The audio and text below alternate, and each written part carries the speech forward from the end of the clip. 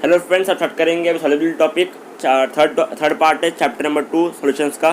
तो स्टार्ट करते हैं।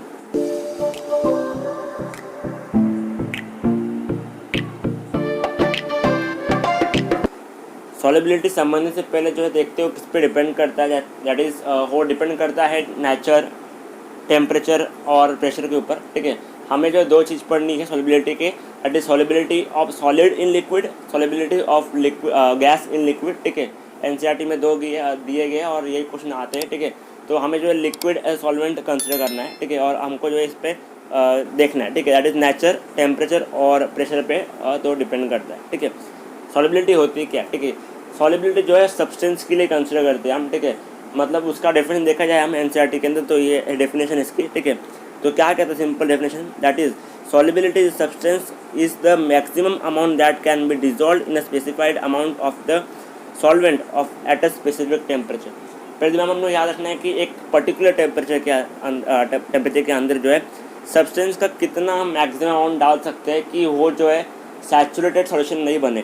ठीक है, कि कितना मैक्सिमम अमाउंट सॉल्यूट का हम ऐड करें सॉल्वेंट के अंदर कि वो जो है वो सैचुरेट नहीं बन जाए। सैचुरेट मतलब जो है उसके बाद डालोगे उसके अंदर सॉल्वेंट के अंदर सॉल्यूट, तो वो जो है वो डिजोल्व नहीं होगा या उसमें घुल नहीं पाएगा। ठीक है, उसके अंदर जो है लिक्विड के अंदर वो घुल नहीं पाएगा। ठीक है, इसका एग्जांपल कंसिडर करते हैं। जैसे कि समझो कि एक बीकर है, बीकर में सॉल्वेंट है।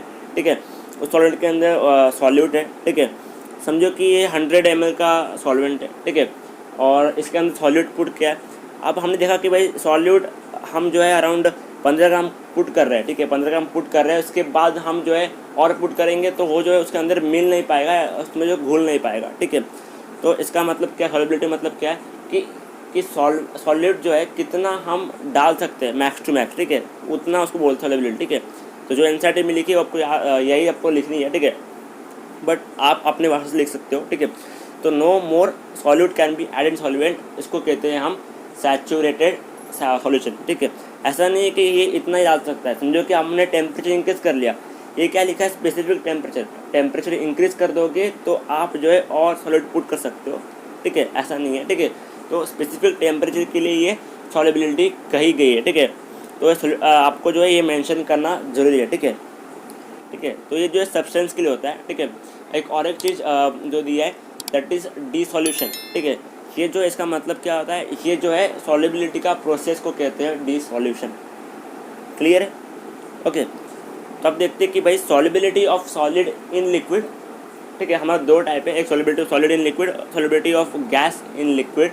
दोनों इंपॉर्टेंट है, दोनों जो है इतना पूछते नहीं है बट जो है इम्पॉर्टेंट है। ठीक है, ऑब्जेक्टिव में आ सकता है। ठीक है, अभी नेचर पे डिपेंड कैसे करता है, आपको करना है, आपको समझने के लिए एक सॉल्यूट का टेबल बना दो, सॉल्यूट, सॉल्वेंट और नॉन पोलर पोलर। ठीक है, अभी सॉल्यूट, सॉल्वेंट और हमारा क्या बोलते हैं सॉल्युबल का टेबल। ठीक है, समझो मेरा सॉल्यूट पोलर है और सॉल्वेंट पोलर है, तो मैं जो है सॉल्युबल होगा मेरा, तो मैं जो उसमें सॉल्यूट होगा वो सॉल्युबल हो जाएगा सॉल्वेंट के अंदर। ठीक है, समझो मेरा सॉल्यूट नॉन पोलर है। ठीक है, और मेरा सॉल्वेंट नॉन पोलर है। ठीक है, तो भी सॉल्युबल होगा सॉल्यूट। ठीक है, बट कंसिडर करो कि मेरा सॉल्यूट जो है मेरा पोलर है और सॉल्वेंट जो नॉन पोलर है। ठीक है, तो वो इनसॉल्युबल होगा, और नॉन पोलर मेरा वो है सॉल्यूट, और सॉल्वेंट जो है मेरा पोलर है वो भी जो है इनसॉल्युबल होगा। आपको कंसिडर ये करना है कि क्या बोलते हैं हम, आपको पता होता है प्लस प्लस जो होता है प्लस होता है। ओके, माइनस माइनस क्या होता है प्लस होता है। ठीक है, आपको पता होता है। ठीक है, तो उसे सबको याद रखना है। ठीक है, ऐसे याद रखने के लिए ऐसा आपको लिखना नहीं है। ठीक है, बट आपको याद रखने के लिए कैसा प्लस प्लस जो होता है प्लस होता है, माइनस माइनस प्लस होता है। ठीक है, तो वैसे जो है पोलर पोलर सॉल्युबल होगा, नॉन पोलर जो होगा वो भी सॉल्युबल होगा, बट उल्टा पुल्टा होगा, मतलब प्लस माइनस होगा या माइनस प्लस होगा तो वो जो है इनसॉल्युबल होगा। तो इसको आप इस तरह से याद कर सकते हो। ओके, इसके एग्जाम्पल भी देखते हैं हम कि कैसे होगा। ठीक है, देखो पहले आपको कंसिडर करना, आपको पता होना चाहिए कि कौन से नॉन पोलर पोलर है। ठीक है, बट इतना सारे क्वेश्चन मतलब क्या डीप में नहीं पूछेंगे। ठीक है, जो आपको एनसीईआरटी में दिया गया है वो ही पूछेंगे। ठीक है, इतना डीप में नहीं पूछेंगे, बट जो आगे करिकुलम में आएगा, नेक्स्ट चैप्टर में आएंगे, उसमें कहा दिया हो पोलर, ये पोलर है। ठीक है, क्या पता वो लोग जो इसमें डाल सकते हैं। ठीक है, बट जो अभी एनसीईआरटी में दिया वो पे देख लेते हैं। ठीक है, जैसे कि एग्जाम्पल करो कि सॉल्ट जो है वो सॉल्युबल है वाटर के अंदर। अब तुम यहाँ देखो तो सॉल्ट जैसे कि हम मानते हैं NaCl। ठीक है, तो NaCl जो है पोलर है। ठीक है, और वाटर जो है मेरा वो पोलर है। तो इसलिए जो है सॉल्युबल है। आपको दिखाया था पहले स्लाइड पे कि सॉल्युबल जो पोलर पोलर क्या होता है, सॉल्युबल होता है। बट सॉल्ट जो है वो इन अंदर, ठीक है, क्योंकि बेंजीन जो है मेरा क्या है, नॉन पोलर है, और सॉल्ट क्या है मेरा पोलर है, ठीक है, क्योंकि NaCl और बेंजीन जो है नॉन पोलर है, ठीक है। अब आप बोलोगे बेंजीन कहाँ से, ठीक है, तो आप जब ऑर्गेनिक पढ़ोगे तो आपको क्लियर होगा कि क्यों नॉन पोलर है और पोलर क्यों है, ठीक है। बट ये याद रखना आपको, ठीक है, नॉन पोलर बेंजीन होता है, ठीक है, और वाटर जो है पोलर होता है। आपको पता ही है H2O पोलर होता है, ठीक है। और एक एग्जांपल जैसे कि आप नैप्थलीन या एंथ्रासिन आप पुट करोगे या डालोगे बेंजीन के अंदर, तो जो है सॉल्युबल होगा, ठीक है। क्यों? क्योंकि दोनों जो नैप्थलीन और एंथ्रासिन है, यहाँ पे स्लैश मैंने जो मारा है वो ऐसा के लिए नहीं मारा, ठीक है, कॉमा मैंने यहाँ पुट करा था, तो मैंने कॉमा पुट किया यहाँ पे, ठीक है। अलग अलग दोनों अलग अलग सब्सटेंस है, ठीक है। तो नैप्थलीन और एंथ्रासिन जो है वो नॉन पोलर है और बेंजीन जो है नॉन पोलर है, इसलिए जो है सॉल्युबल है। बट ये जो है इनसॉल्युबल, सॉरी, ये जो है इनसॉल्युबल है वाटर के अंदर, क्योंकि वाटर जो है मेरा पोलर है और जो नैप्थलीन और एंथ्रासिन है वो मेरा नॉन पोलर है, और उसके वजह से जो है क्या बोलते हैं, इनसॉल्युबल है। तो आपको ये जो एग्जांपल्स है वो NCERT में दिए गए, ठीक है, वही मैंने आपको दिखा दिया, ठीक है। तो ऑब्जेक्टिव में ज़्यादा चांसेस है कि ये पूछ सकते हैं, ठीक है।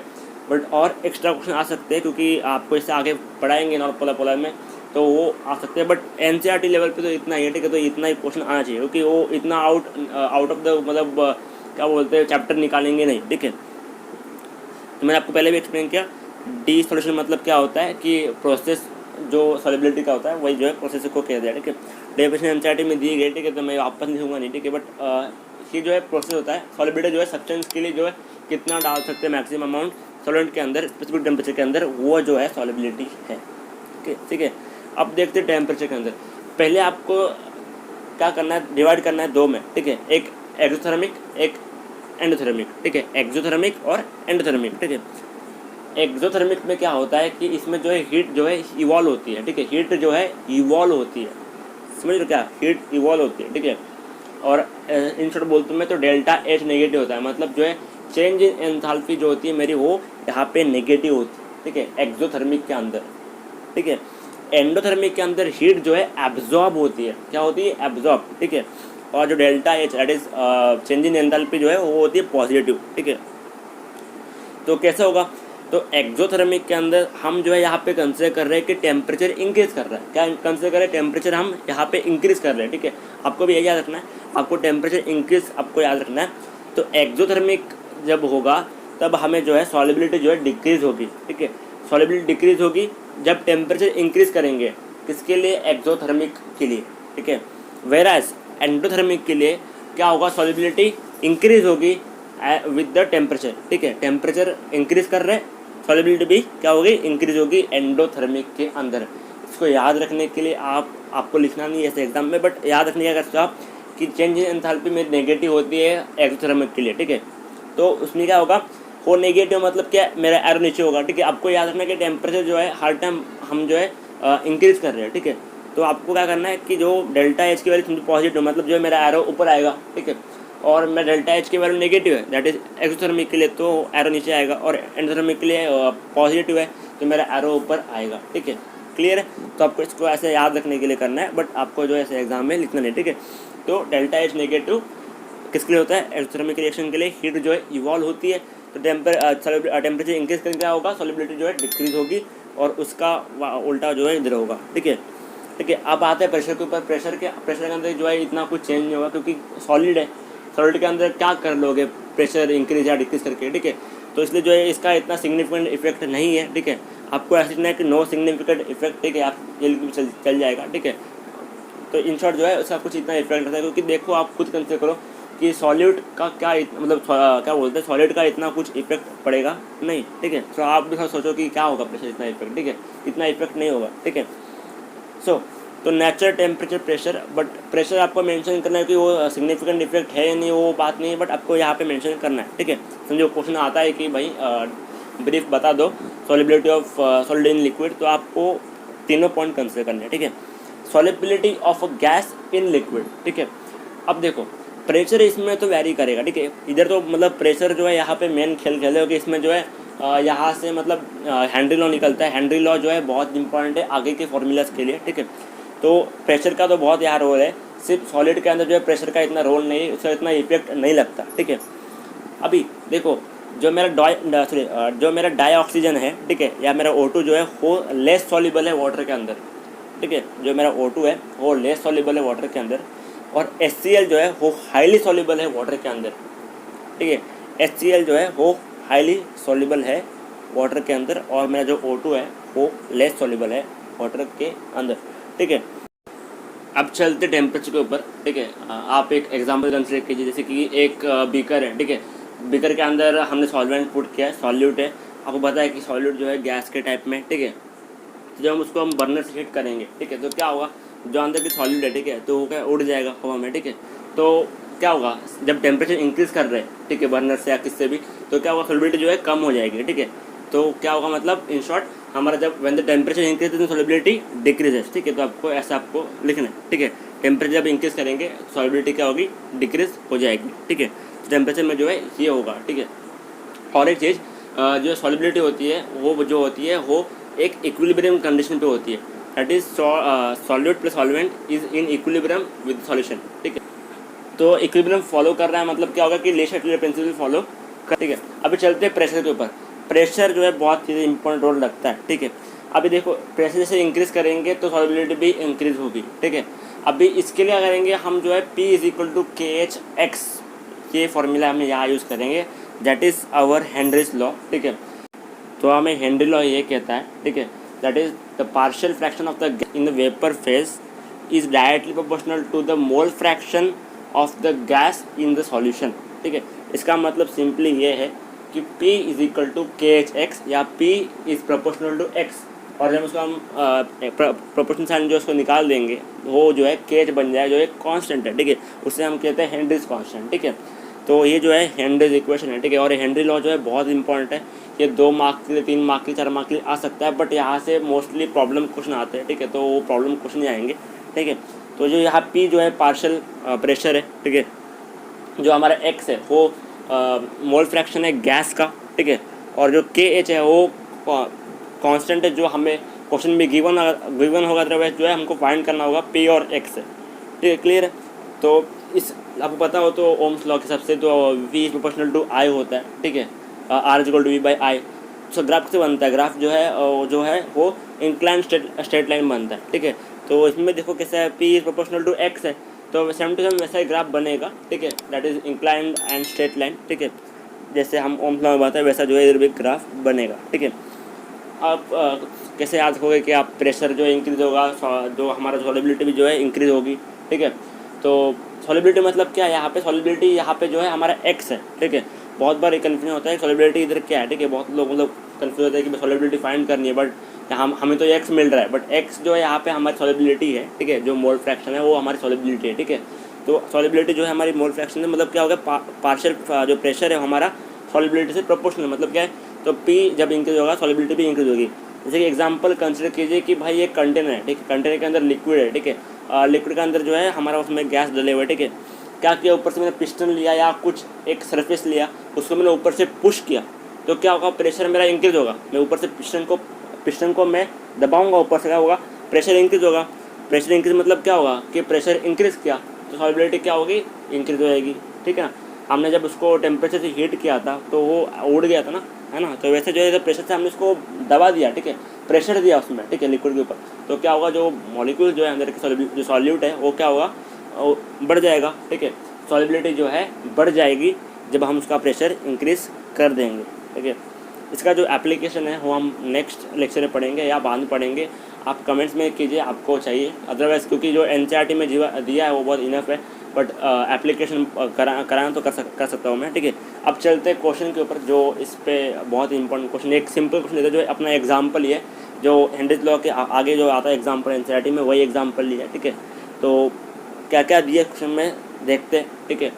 तो मोस्टली हमें जो है प्रेशर दिया होगा, ओके, हेनरीज कांस्टेंट दिया होगा, KH दिया होगा, ठीक है।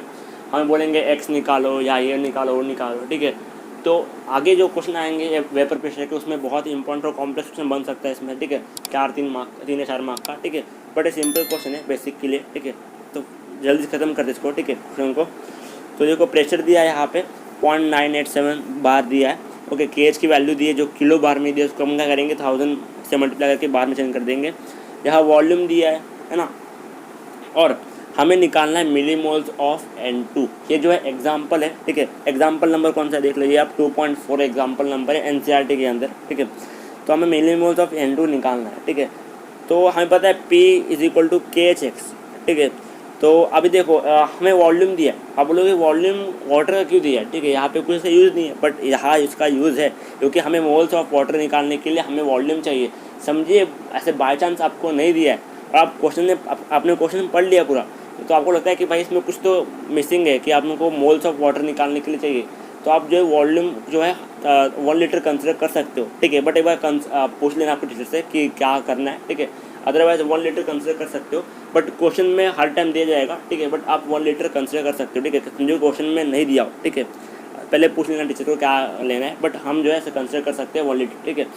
तो 1 लीटर जो है हमने यहाँ पे कंसिडर किया, ठीक है। मतलब क्या 1000 ग्राम है ना, 1000 ग्राम मेरा मास हो गया, ठीक है, क्योंकि हम बोलते थे 1 ml = 1 ग्राम, ठीक है, इसलिए, ठीक है। तो 1000 ग्राम हो गया, तो मेरा मोल्स क्या होगा 1000/18, 18 जो है हमारा मॉलिक्यूलर वेट ऑफ H2 है, तो क्या हो जाएगा 55.55 जो है हमारा मोल्स होगा। इसको याद कर लीजिए, 100 ग्राम के लिए जो है 5.55 होगा और 1000 के लिए क्या होगा 55.55 होगा, ठीक है। बहुत बार यूज़ होगा इस चैप्टर के अंदर, तो आपको याद रख लीजिए, ठीक है, फटाफट से काम हो जाएगा, ठीक है। 55.55 तो हम अप्लाई कर देंगे फॉर्मूला, क्योंकि हमको मिल चुका है N ऑफ H2 मिल गया, ठीक है। तो हम अप्लाई करेंगे P = KHX, तो उसमें अपने को चाहिए X = P/KH, तो हम उसमें वैल्यू पुट कर देंगे, ठीक है। तो हमें जो है वहाँ से हमको X की वैल्यू मिल जाएगी, तो हमें पता है कि X = N of N2 / N of N2 + N of H2, हमको जो है वहाँ से N of N2 मिल जाएगा। फिर आप जो उसको मिलीमोल्स में कर देना, ठीक है, मोल्स को मिलीमोल्स करना आपको आता ही है, ठीक है, इन शॉर्ट, है ना। तो सिंपल है वो भी, ठीक है। तो आप जो है इसका NCERT एग्जाम्पल्स और क्वेश्चन प्रैक्टिस कीजिए, इनफ है इसके लिए, ठीक है। तो यही था वीडियो, आपको लाइक कीजिए, लगा डिसलाइक कीजिए, और till then bye bye and thank you. और पार्ट नंबर 4 भी जल्दी आ रहा है।